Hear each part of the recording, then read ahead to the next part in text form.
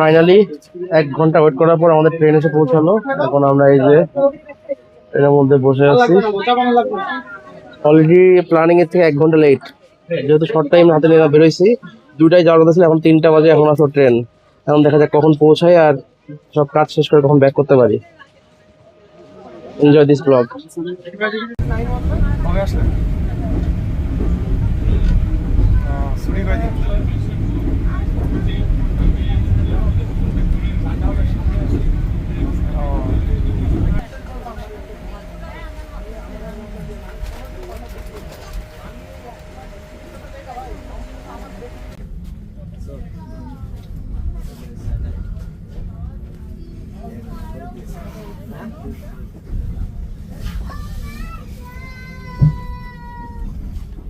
Finally চলে আসলাম খুলনায়।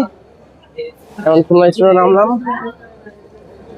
এখন ডিরেক্ট যাব হচ্ছে গল্লামারি। ওখানে আমাদের প্রথম কাজ যেটা সেটাকে শেষ করব, দেন তারপরে দেখা যাক কোথায় যাওয়া যায়। আমাদের ব্যাকওয়ার্ড ট্রেন রাত 9:45-এ, হিউজ টাইম আছে হাতে। দেখা যাক কি কি এক্সপ্লোর করা যাচ্ছে খুলনায়। এই যে খুলনায় নেমে গেলাম, এখন বেরোতে হবে। একটা অন্যরকম ইমোশন খুলনার সাথে, যদিও প্রথম নয় যাচ্ছে। ফাইনালি খুলনা সিটি নেমে পরে রিক্সা নিয়ে এলাম, নিয়ে এখন যাচ্ছি গল্লামারি ভার্সিটির সামনে। ওখান থেকে আমাদের প্রথম কাজটা মিটাবো, তারপরে খাওয়া দাওয়া। এখন লাঞ্চ করে নি, বিকেল হয়ে গেছে, ক্ষুধায় নাড়ি হয়ে চলতেছে।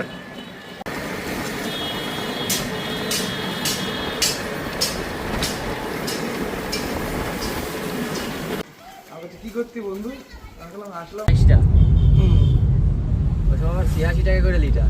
আচ্ছা, ওই সময় 2400 টাকার গ্যাস নিছি। আপনার নাটোর থেকে যশোর হয়ে নড়াইল গেছি। নড়াইল থেকে আবার খুলনায় আইছি।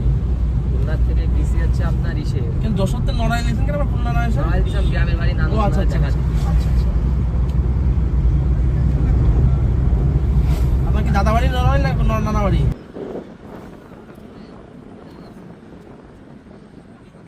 বাতাস, কি বাতাস এমন?